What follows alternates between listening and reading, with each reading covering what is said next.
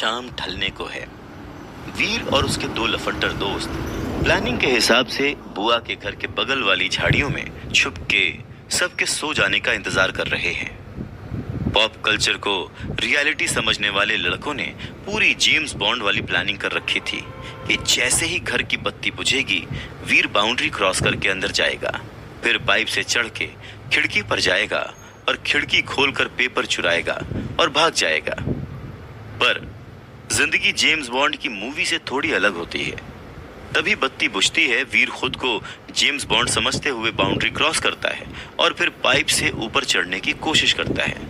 पर यह इतना आसान नहीं है। जल्दी उसे रियलाइज हो जाता है कि जेम्स बॉन्ड मूवी में बहुत गलत दिखाते हैं। बेचारा कई खरोच और चोट लगाते हुए किसी तरह पाइप से छत पर चढ़ ही जाता है और जैसे ही खिड़की खोलकर अंदर जाने की कोशिश करता है कि सिक्योरिटी का अलार्म बज उठता है। रात के उस सन्नाटे में शोर भर जाता है और घर की सारी बत्तियां जल जाती हैं। वीर सपोर्ट के लिए अपने दोस्तों की तरफ देखता है, पर वो तो अलार्म बजते ही रफू चक्कर हो चुके थे और वीर को अधर में लटकता हुआ छोड़ गए थे। तभी बुआ और उनकी फैमिली बाहर आते हैं और वीर रंगे हाथों पकड़ा जाता है। जल्द ही पुलिस आ चुकी थी और वीर को चोरी के इल्जाम में पकड़कर ले जाने वाली होती है कि तभी बुआ ने चाचाओं को भी बुला लिया जो पास ही में रहते हैं। वीर की स्थिति काटो तो खून नहीं वाली थी। उसे डर था कि कहीं मम्मी को पता न चल जाए। क्यों बे बच्चू, तूने क्या सोचा इतनी आसानी से हमारे 3 करोड़ गटकने देंगे तुझे? बुआ झल्लाई। इसकी माँ को फोन करो, उसे भी तो पता चले कि उसका सपूत क्या कर रहा है। चाचा तहाड़े। नहीं नहीं, मम्मी को फोन मत करना।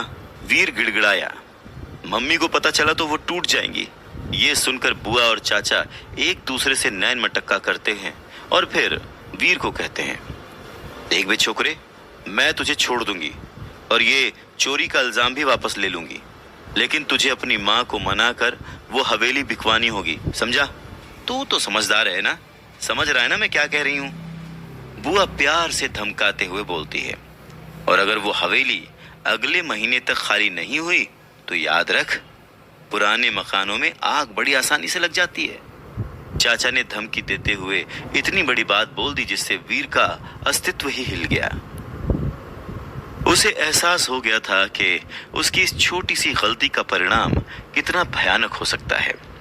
अब बात सिर्फ पैसे की नहीं रह गई थी, वीर की माँ और बहन की सुरक्षा की भी थी, क्योंकि ये लालची लोग उस हवेली को हासिल करने के लिए किसी